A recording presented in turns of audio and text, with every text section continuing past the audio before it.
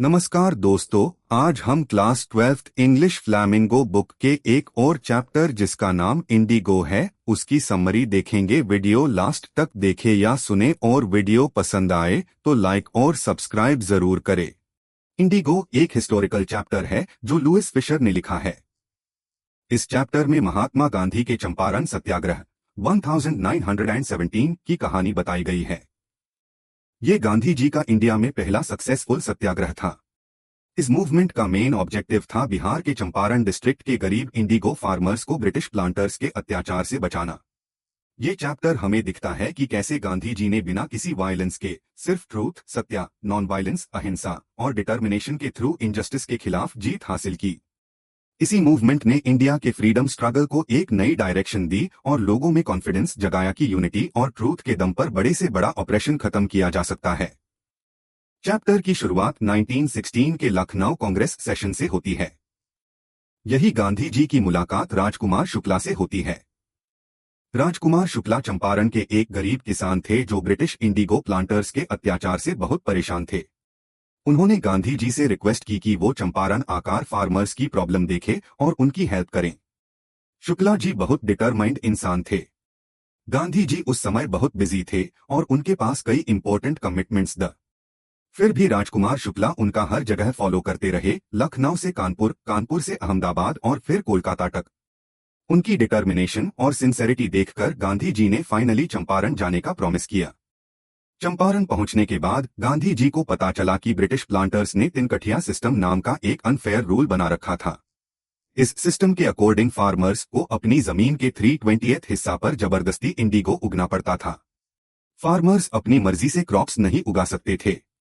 जब जर्मनी में synthetic Indigo बनने लगा तो नेचुरल इंडिगो की डिमांड कम हो गई। ब्रिटिश प्लांटर्स ने इंडिगो की फार्मिंग बैंड करनी चाहिए, लेकिन उससे पहले उन्होंने फार्मर्स से अनफेयर कॉम्पेंसेशन मांगना शुरू कर दिया। गरीब और अनपढ़ फार्मर्स मजबूरी में उनकी बात मान लेते थे। ये पूरी सिस्टम एक्सप्लॉयटेशन और इनजस्टिस पर बेस्ड थी। गांधी जी ने किसी भी कंक्लूजन पार पहुंचने से पहले सच्चाई जानने का डिसीजन लिया। वो विलेजेस में गए, फार्मर्स से पर्सनली माइल और उनके स्टेटमेंट्स लिखे। हजारों किसानों ने अपनी प्रॉब्लम्स गांधी जी को बताई। गांधी जी का मानना था कि किसी भी प्रॉब्लम का सल्यूशन तभी मिल सकता है जब उसकी रियलिटी को अच्छी तरह समझा जाए। इसलिए उन्होंने पेशेंस और ऑनेस्टी के साथ एविडेंस कलेक्ट किया। इस प्रोसेस ने फार्मर्स का ट्रस्ट भी जीत लिया और अनमेन होप पैदा की। ब्रिटिश ऑफिशियल्स गांधी जी की एक्टिविटीज से घबरा गए। उन्होंने गांधी जी को डिस्ट्रिक्ट छोड़ने का ऑर्डर दिया, लेकिन गांधी जी ने इस ऑर्डर को मानने से पोलाइटली मना कर दिया।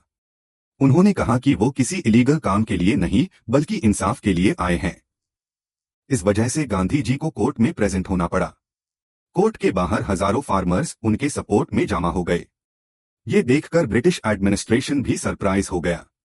गांधी जी ने कोर्ट में एक्सेप्ट किया कि उन्होंने गवर्नमेंट का ऑर्डर नहीं माना, लेकिन उन्होंने ये भी कहा कि उन्होंने अपनी मोरल ड्यूटी और कॉन्शियंस के हिसाब से काम किया है। उनकी ऑनेस्टी और पब्लिक सपोर्ट देखकर गवर्नमेंट उनके खिलाफ स्ट्रिक्ट एक्शन लेने की हिम्मत नहीं कर सकी। ये गांधी जी की पहली बड़ी मोरल विक्ट्री थी।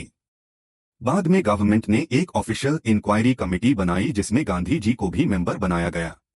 गांधी जी ने कमेटी के सामने फार्मर्स के सारे प्रूफ्स और स्टेटमेंट्स रखे। ब्रिटिश प्लांटर्स ने फाइनली कॉम्पेंसेशन डीन के लिए अग्रीमेंट एक्सेप्ट किया। गांधी जी ने इंसिस्ट नहीं किया कि फार्मर्स को पूरा पैसा मिले। उन्होंने सिर्फ 25% रिफंड एक्सेप्ट किया। कुछ लोगों को लगा कि गांधी जी को 100% कॉम्पेंसेशन लेना चाहिए था, लेकिन गांधी जी के लिए अमाउंट से ज्यादा इंपॉर्टेंट प्रिंसिपल था। जब ब्रिटिश प्लांटर्स ने कॉम्पेंसेशन डीन की बात मान ली, तब उन्होंने इनडायरेक्टली एक्सेप्ट कर लिया कि उन्होंने फार्मर्स के साथ इनजस्टिस किया था। ये उनकी मोरल डिफीट थी। गांधी जी का काम सिर्फ कॉम्पेंसेशन दिलवाना नहीं था।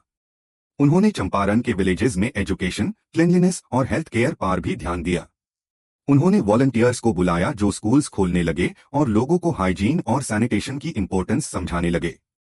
गांधी जी मानते थे कि असली फ्रीडम सिर्फ पॉलिटिकल फ्रीडम नहीं होती। जब तक लोग एजुकेटेड, हेल्थी और सेल्फ रिलायंट नहीं बनेंगे, तब तक सोसाइटी का कंप्लीट डेवलपमेंट नहीं हो सकता। इस मूवमेंट का सबसे बड़ा रिजल्ट ये था कि चंपारण के फार्मर्स के दिल से ब्रिटिश का दार निकल गया। पहले वो ब्रिटिश ऑफिशियल्स के सामने अपनी बात भी नहीं रख पाते थे। लेकिन गांधी जी के लीडरशिप ने अनमेन कॉन्फिडेंस और सेल्फ रिस्पेक्ट जगाया। फार्मर्स को समझ आ गया कि अगर वो यूनाइटेड रहेंगे और सच्चाई के साथ खड़े रहेंगे तो इनजस्टिस का सामना कर सकते हैं। ये कॉन्फिडेंस बाद में पूरे इंडियन फ्रीडम मूवमेंट की स्ट्रेंथ बना। चैप्टर का मेन आइडिया यह है कि ट्रूथ, करेज, पेशेंस और नॉन वायलेंस किसी भी इनजस्टिस के खिलाफ सबसे पावरफुल वेपन्स है। गांधी जी ने दिखाया कि बिना वायलेंस के भी पावरफुल रूलर्स को चैलेंज किया जा सकता है। चंपारण सत्याग्रह सिर्फ इंडिगो फार्मर्स की प्रॉब्लम सॉल्व करने का मूवमेंट नहीं था, बल्कि इंडियन फ्रीडम स्ट्रगल का टर्निंग पॉइंट भी था। इंडिगो हमें सिखाता है कि एक डिटरमाइंड और ऑनेस्ट लीडर पूरे सोसाइटी में पॉजिटिव चेंज ला सकता है। राजकुमार शुक्ला की परसिस्टेंस, गांधी जी की लीडरशिप और फार्मर्स की यूनिटी ने मिलकर एक ऐसा मूवमेंट क्रिएट किया जिसने ब्रिटिश इनजस्टिस को चैलेंज किया और इंडिया के इंडिपेंडेंस मूवमेंट को नई एनर्जी दी। इस चैप्टर का मैसेज है कि सत्य, अहिंसा और डिटर्मिनेशन के साथ लड़ी गई लड़ाई हमेशा मीनिंगफुल और लास्टिंग विक्ट्री देती है।